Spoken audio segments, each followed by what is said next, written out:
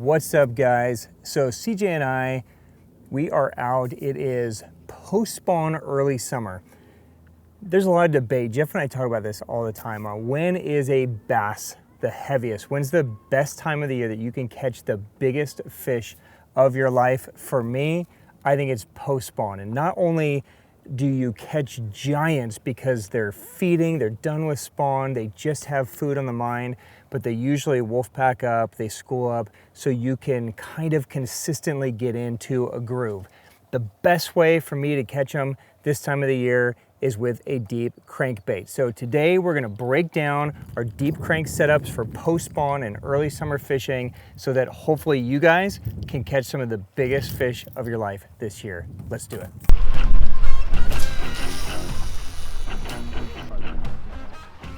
Oh, Fish? yeah, good one. Sick. Oh, that's a good fucking fish. Okay. Oh, that's a good one. Okay. Yes, this is so I fun. want to keep winding it because I think I'm gonna cross Oh here. my So. gosh. Stay down, big fish. Oh, that's a good one. Stay down, big girl. Dude, I can barely freaking wind her. Here she comes. You just fight her, dude. Dude, she's kicking my butt right now.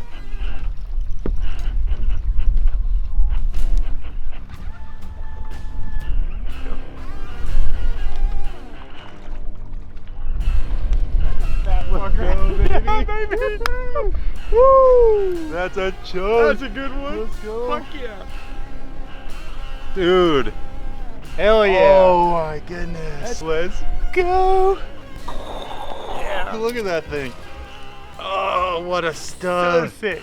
That thing's a chunk. Look at his eyes, dude. They're bulging out of his head. Bulging out. He's not even that long. No, dude, that's a short fish. That's like a 21. That fish is gonna weigh fucking close to 6 pounds, I bet. Oh, every bit. Yeah, every easy, bit. easy. Dude, that thing Maybe might, 7. That might be 6-7 pounder right there. Yep. So sick.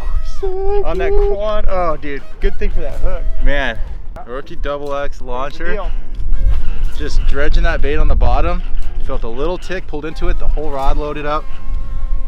Bow deep down into the backbone of the rod. These are big crankbaits, so it helps having a rod that can handle a fish like this, but still handle that crankbait and also bend deep into the blank, so that way they don't toss the hooks. Chunk, dude, that might be a 7 pounder. Yeah.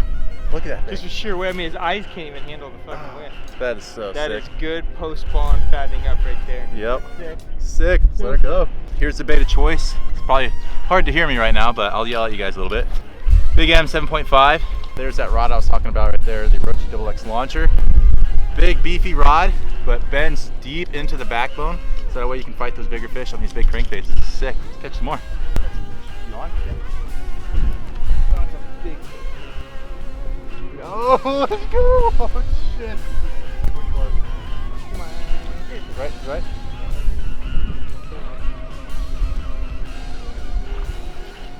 Oh, that's a big girl, dude.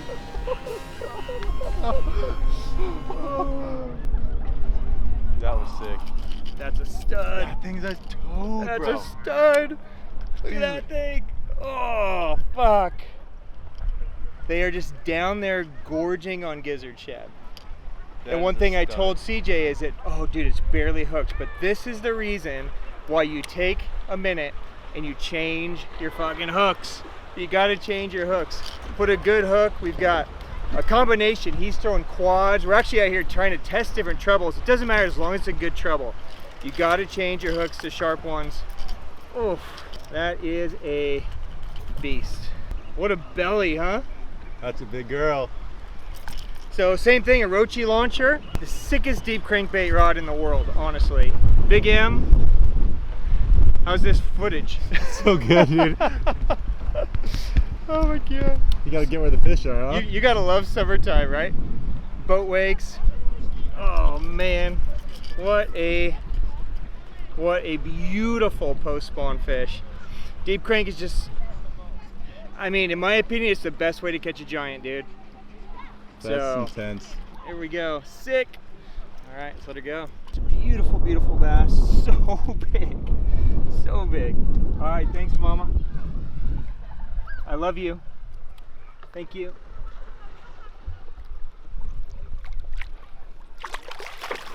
Oh my God, dude. Oh my God. So sick. Oh. The only problem is our spot just got blown out by people swimming. So, summertime woes, at least we got a couple. Oh. What time is it right now? 11. Oh, fish. Fish? Yep. Okay. I just had to kill it. Oh, yeah, he is. Oh yeah, baby. Yeah. Woo-hoo-hoo. Giant baby. You don't think he's that big? Let's go. Hell yeah. There we go, baby. Shit. Oh, God, he's so pissed off. Holy cow. God, look at the Dude, gut on that that's thing. like a 7 probably. Yeah. So sick. Look at that fish, giant. Woohoo! That was so sick. I was burning that crankbait, and then I just looked off for a second and paused it, and then reeled back up, and there he was, right there. Gosh, look at that gut on that. Super, super healthy summertime bass right there. Let's go. Look at that.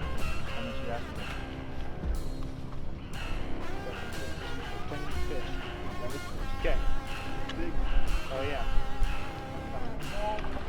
Oh my God, dude. What the fuck is that? Yep.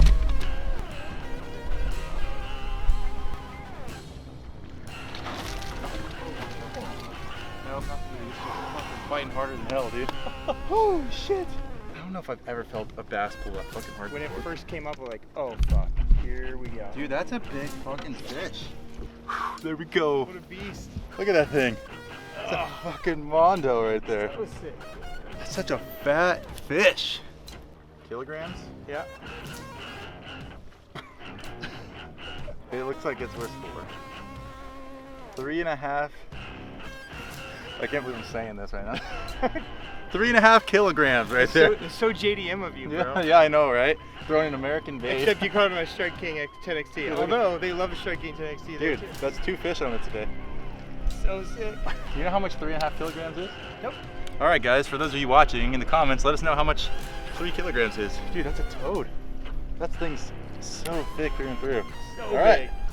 Want to snap for another picture? Yeah, no, I don't mind at all. So today we're talking deep cranks, and we're out here, it's 100 degrees. And what usually happens is, you know, the fish finish what they're doing, they finish the spawn, and they kind of back out onto structure, or they suspend and they just kind of recover. They make some buddies while they're out there in that deeper water, and then all of a sudden the trigger goes and like, fuck, I'm hungry, right? It's like they've been fasting and just thinking about laying eggs for all this time, and now they're making up for it and they're just gorging. And if you guys live anywhere at all where there are shad or any type of open water baitfish, threadfin shad, gizzard shad, herring, anything like that, this can be the time of the year where you guys can stick just absolute giants. I mean, of course, when a fish is full of eggs, it weighs a ton, right? But typically when they're full of eggs, they're really difficult to catch, right? Because they don't want to eat. All they can think of is spawning. But this time of the year, those fish are every bit as full, if not fuller, because they don't know when to stop. Because they haven't eaten, they are just gorging. And because they're aggressive and the water temp's up and their metabolism is higher, they just chew, and it's just an amazing time to get them on a deep crank. Now, I'm convinced that, you know, swim baits aside, a deep crankbait is the... Nice. Yeah. Swim baits aside, Summertime. yeah, deep crankbaits are definitely, in my opinion, the best way to catch giant fish. I think they've probably caught more giants over the last 20 years, maybe even than big swim baits. I have more confidence in them. I love them. The majority of giants that I've caught in my life have come on a deep crank. And you know, we have pretty much kind of a 1-2 approach here. You can't really beat this 1-2 combo. This is a Strike King 10XD, and yes, we do throw Strike King because their deep cranks are amazing, right? So Strike King 10XD, a Megabass Big M 7.5. This is kind of the 1-2 punch for us. If they will eat the Big M, trust me, throw the Big M. It's way easier to throw than this stupid thing. But sometimes they just want that really big wobble, and we'll talk through exactly what we're doing. So the reason why deep crank is so good this time of the year is it's a big profile. These fish, they want to feed, they want to gorge, and we're talking about offshore feeders. We're not talking about fish that are pushing up in the shallows looking for a shad spawn or chasing fry or anything like that.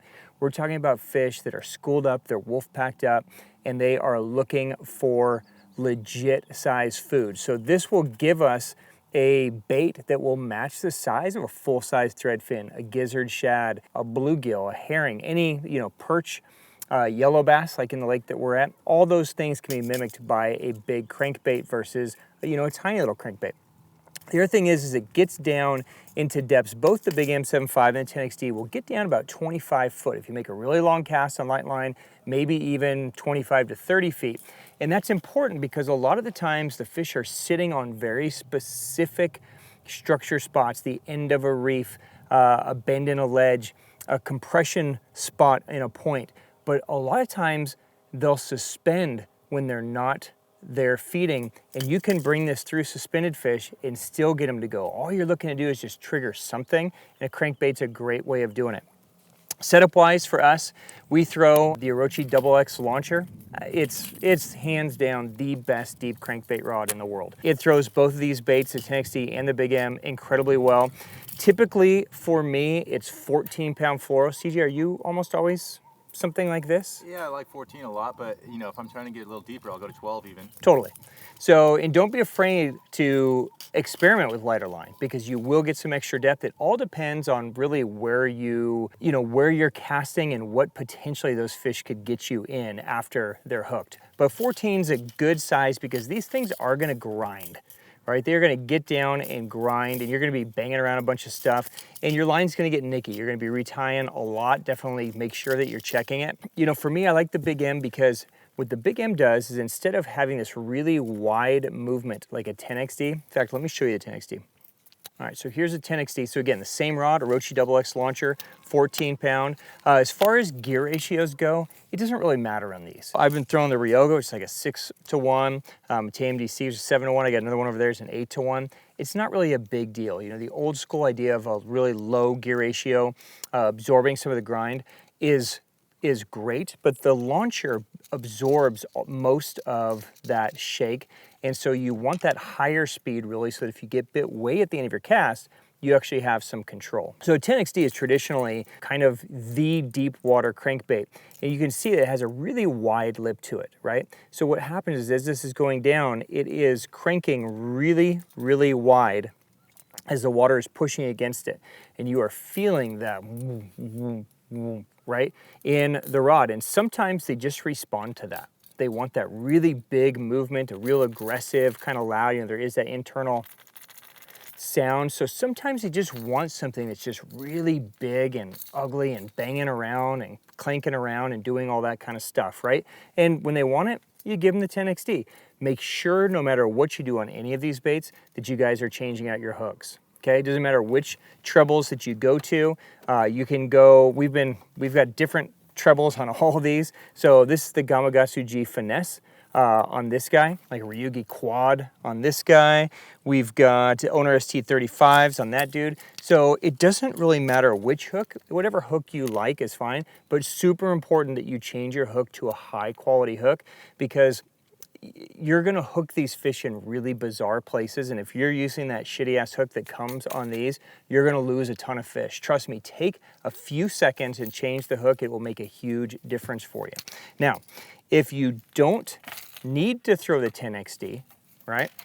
The Big M is really nice because instead of that big side-to-side movement, what you get with the Big M is, of course, because it's lipped, you are going to get some of that side to side, but what ends up happening is because this is a much longer and narrower bill, the bait ends up flashing. So it has this kind of movement to it versus this kind of big wide movement. It's flashing top to bottom, right? So it's still getting a lot of movement. They're still seeing a big presence, but this is a lot easier to wind, right, all day long than this is all day long, right? So As far as colors go, PM Strike Chartreuse is my absolute favorite color this time of the year. There's something about this color, it's CJ and I were literally just talking about it, it's almost hard to call it chartreuse. It's kind of just a real faded, muted chartreuse. When you put it in the water, it almost disappears. It's got kind of a brownish back, so it looks very gizzard shaddy, very threadfin shaddy. It's just a color that gets bit a ton.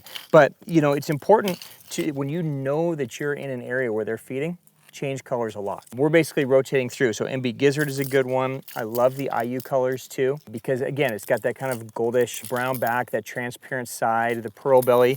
If the sun's out, sometimes they want something flashier. So you can see we're just kind of rotating through colors and giving them different things. On the 10XDs, same thing. And a lot of this is going to be lake by lake too, right? But kind of the same type of pattern. You've got a green gizzard. I've got another one rigged up over here with more of a, like a Tennessee shad, but kind of a white color, right? So, you know, make sure that you experiment with colors, try different things.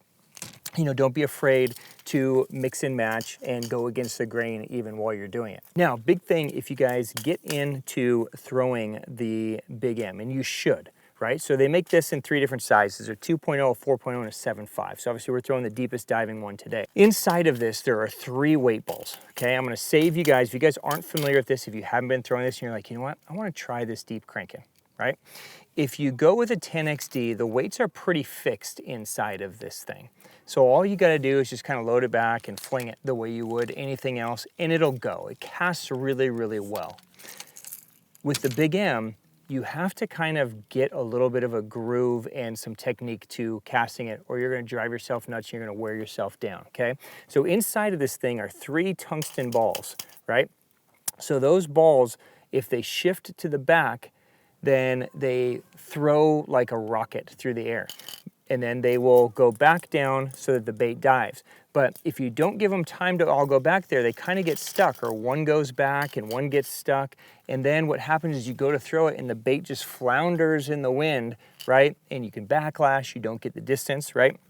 So the biggest thing I can tell you is when you're going to cast, make sure you bring the bait back, let all those weights settle, and then once they're all settled, then give yourself a good, strong cast forward, and the thing will fly like a rocket. It'll save your back, it'll save your arms, it'll save frustration too in having to pick out bird's nests. Another thing technique-wise when deep cranking is, you know, this can be a lot, you hear it a lot in the store where people are like, oh God, I just can't throw that 10XD all day.